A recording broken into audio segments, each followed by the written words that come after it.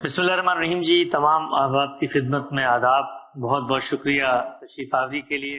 ہم اپنا کے مشکور ہیں کہ ہر دفعہ وہ ہمیں یہ شرف بخشتے ہیں کہ غامدی صاحب سے ملاقات ہو اور غامدی صاحب کے افکار و خیالات کو آپ لوگ جانیں. اس سے آگے بڑھ کے میرے لیے بھی خوش موقع ہے کہ ہم لوگ ڈیلس کے مقامی باسی ہیں، آپ لوگ ڈیلس میں تشریف لائے ہیں، تو دوبارہ آپ کو خوش آمدید میں کہتا ہوں. سب سے پہلے غامدی صاحب کی خدمت میں ایک سوال رکھ دیتا ہوں اور اسی سے ہم گفتگو کا آج آغاز کرتے ہیں. ہم سب یہ ایک ایسا سوال ہے کہ جو آج کے دور میں شعور کی عمر گزارنے والے ہر مسلمان کے سامنے کھڑا ہوا ہے. وہ یہ سوال اپنے دل کے کسی نہا گوشے میں رکھتا ہے، کہیں موقع ملے تو اس کا اظہار بھی کر دیتا ہے، لیکن ہمیشہ ڈرتا ہے کہ اگر میں نے یہ سوال پوچھ لیا تو لوگ میرے ایمان کے بارے میں شکوک و شبہات کا اظہار کریں گے. ہو سکتا ہے مسلمانوں کی کمیونٹی بھی مجھے اتنی عزت نہ ملے. وہ اگر سوال نہیں کرتا تو اس کے بچے اس سے یہ سوال کرتے ہیں. آج کے دور کا سب سے بڑا سوال یہ ہے کہ میں بطور انسان جب باہر نکلتا ہوں، معاشرے پر نظر دوڑاتا ہوں، تو مجھے لگتا ہے کہ میں ایک مکمل زندگی جی رہا ہوں. میری صحت کے مسائل تھے، میڈیکل سائنس نے اس کو حل کر دیا. میرا دل بند ہو جاتا تھا، میں نے اس کا ٹرانسپلانٹ کر لیا. پیدائش میں بچوں کی اموات ہو جاتی تھی، سائنس نے اس کا بھی حل نکال لیا. میں نے حفظان صحت کے اصول بنا لیے.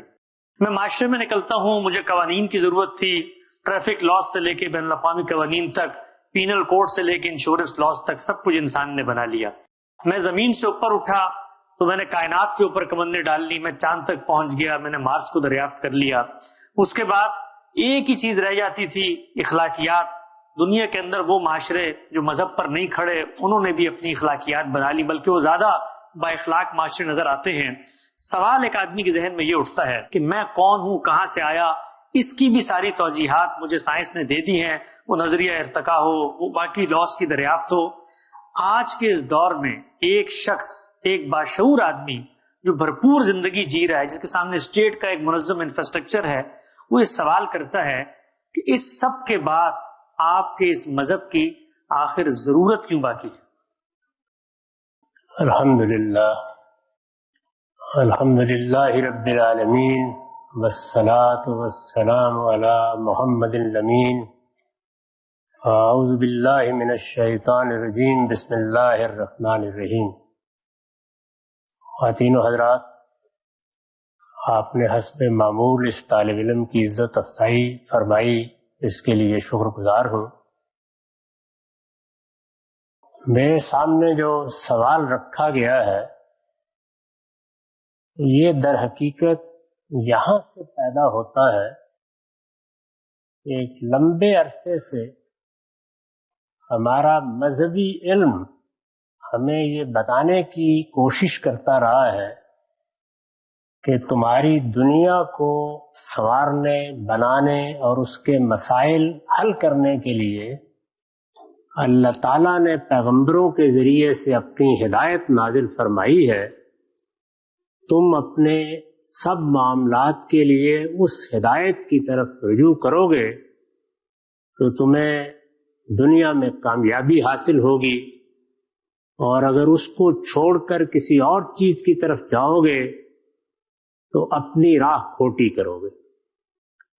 میرے نزدیک یہ بات اپنی بنیاد ہی میں صحیح نہیں.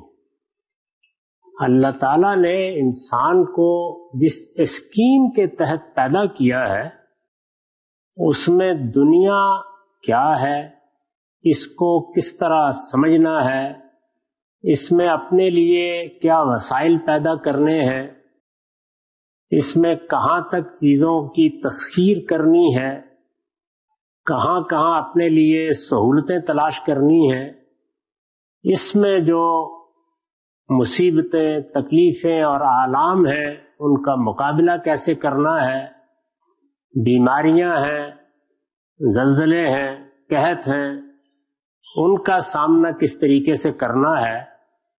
اس کائنات کے پروردگار نے انسان کو اس کے لیے تمام وسائل دے کر اس دنیا میں بھیجا ہے. اس کو ایک شخصیت دی ہے. وہ شخصیت دوسرے تمام جانوروں سے اس لحاظ سے بالا تر شخصیت ہے کہ اس کو حصے جمالیات بھی ملی ہے، اس کو ایک حادثہ اخلاقی بھی ملا ہے اور اس کو عقل جیسی نعمت ملی ہے جس کو کام میں لا کر وہ غاروں سے نکل کر اب اس نئی دنیا میں داخل ہو رہا ہے۔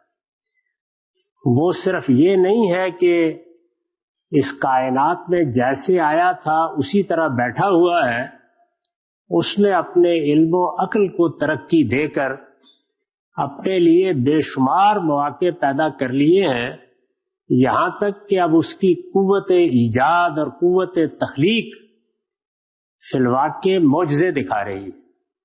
یہ سب اس کائنات کے پروردگار نے اس کے اندر رکھ دیا تھا، یہ اس کا پوٹینشل ہے، یہ سب کچھ وہ بالقوہ لے کے آیا تھا، اسی کا ظہور ہو رہا ہے۔ اس کے لیے انسان کو نہ کسی پیغمبر کی ضرورت تھی، نہ آسمان کے کسی الہام کی ضرورت تھی، نہ وحی کی ضرورت تھی، نہ کسی کتاب کی ضرورت تھی۔ ان سب چیزوں کا معاملہ اس کی پیدائش کے ساتھ ہی اللہ تعالیٰ نے طے کر دیا تھا۔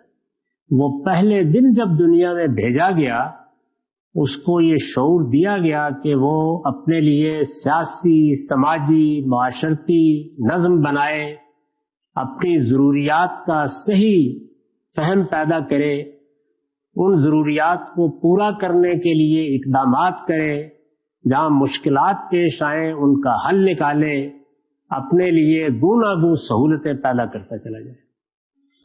یہ سب چیزیں کسی مذہب، کسی فلسفے، کسی افلاطون کی محتاج نہیں تھی، یہ کسی پیغمبر کی محتاج بھی نہیں تھی۔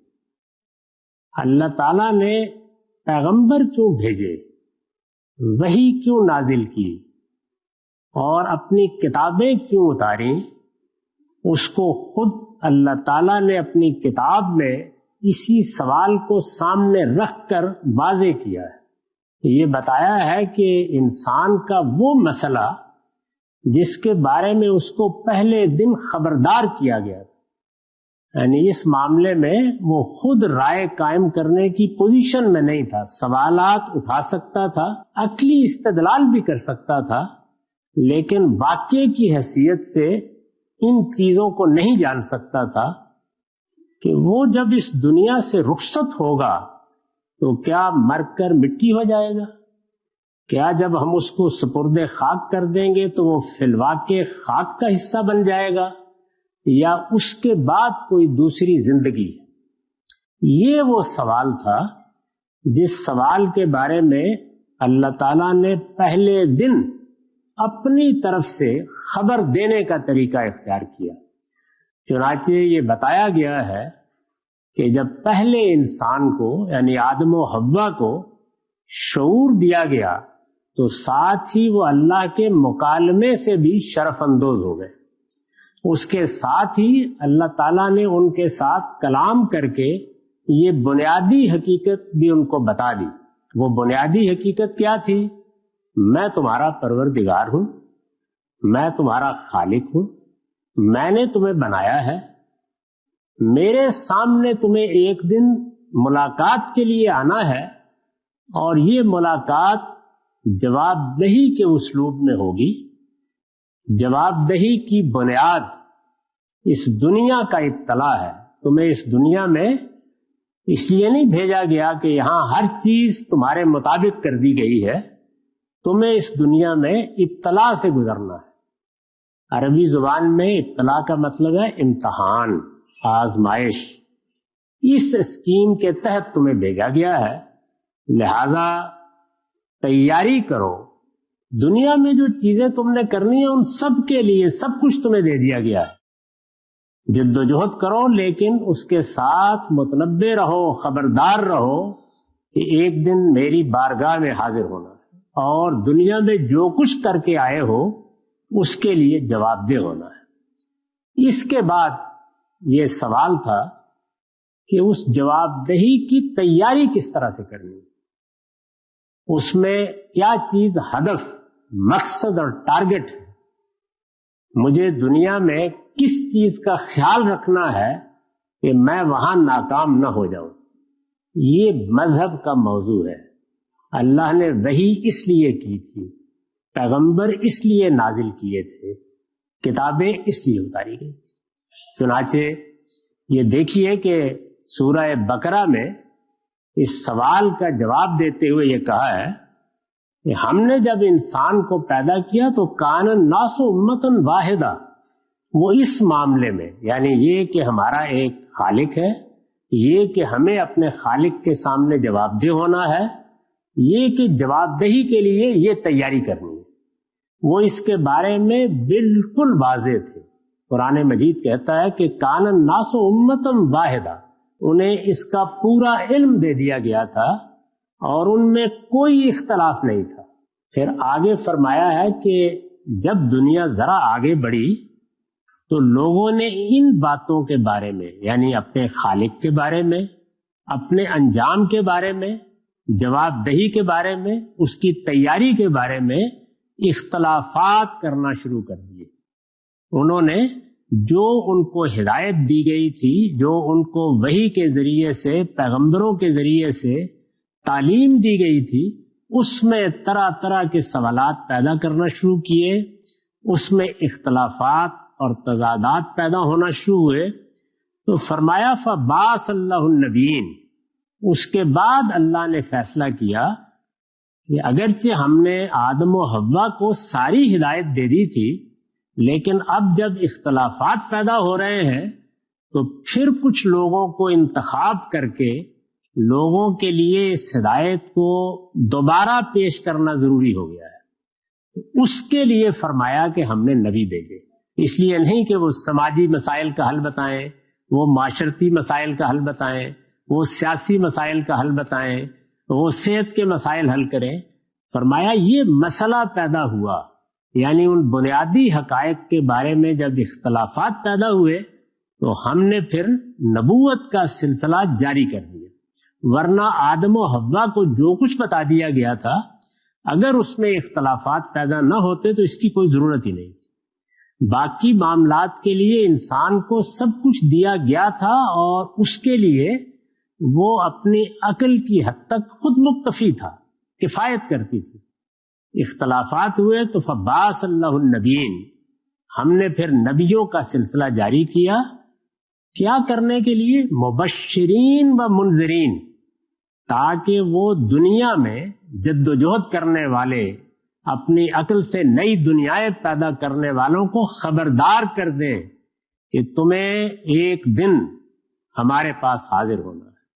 تو فرمایا مبشرین و منذرین، ان کو یہ ذمہ داری دی گئی کہ وہ اچھا رویہ اختیار کرنے والوں کو حاضری کے موقع پر، یعنی پروردگار خالق کے حضور میں حاضری کے موقع پر بشارت دیں اگر وہ کامیاب ہو جاتے ہیں، اور خبردار کریں کہ اگر وہاں ناکام ہوئے تو وہ ناکامی غیر معمولی ناکامی ہوگی، ابدی ناکامی ہوگی۔ تو اس کے لیے دو لفظ استعمال کیے، انذار اور بشارت۔ انذار کا مطلب ہے آخرت کے بارے میں خبردار کرنا، اور بشارت کا مطلب ہے وہاں اچھے انجام کی خوشخبری دینا۔ تو پیغمبر اس لیے بھیجے گئے۔ اس کے بعد آگے آیت کہتی ہے کہ یہ سوال پیدا کر سکتے ہو تم کہ پھر ہم نے کتابیں کیوں نازل کی ساتھ؟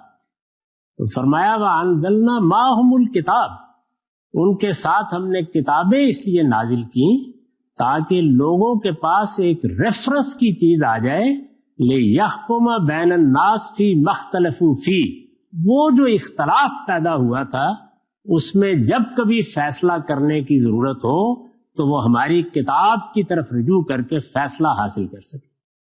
تو اللہ تعالیٰ نے نبوت، وحی، پیغمبری اور کتابوں کے نزول کا یہ مقصد بیان کیا ہے۔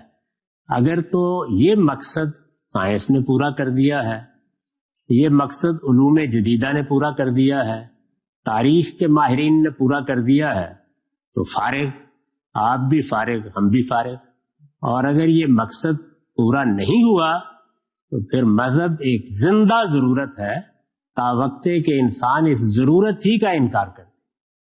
وہ زندہ ضرورت آخری درجے میں محمد الرسول اللہ صلی اللہ علیہ وسلم نے پوری کی ہے، اور فیصلے کے لیے جو کتاب ان کو دی گئی وہ قرآن مجید ہے. یہ کتاب ہمارے لیے رہنمائی کا منبع ہے، لیکن کس چیز کی رہنمائی؟ یہ کہ ہمارا پروردگار کون ہے، اس کی صفات کیا ہیں، اس کا معاملہ کرنے کا طریقہ کیا ہے، اس نے کس قانون پر اس دنیا میں ہمیں بھیجا ہے، اس کی بارگاہ میں جب ہم واپس جائیں گے تو جواب دہی کس طرح ہونی ہے، اس جواب دہی کی تیاری کیا کرنی. یہ قرآن کا موضوع ہے، یہ پیغمبروں کا موضوع ہے، یہ دین کی دعوت ہے. وہ آپ کے ان مسائل کو حل کرنے کے لیے بھیجا ہی نہیں گیا جن کے لیے انسان کو بہت عقل دی گئی. تو اس لیے دین کو صحیح زاویے سے دیکھیے، اس کے بعد آپ کو اندازہ ہو جائے گا کہ دین کا موضوع ہماری زندگی نہیں ہے، اس کا موضوع ہماری موت ہے. سبحان اللہ. اور وہ مجھے بھی آنی ہے، آپ کو بھی آنی ہے. وہ ہمارے سب سے بڑے مسئلے کو ایڈریس کر رہا ہے.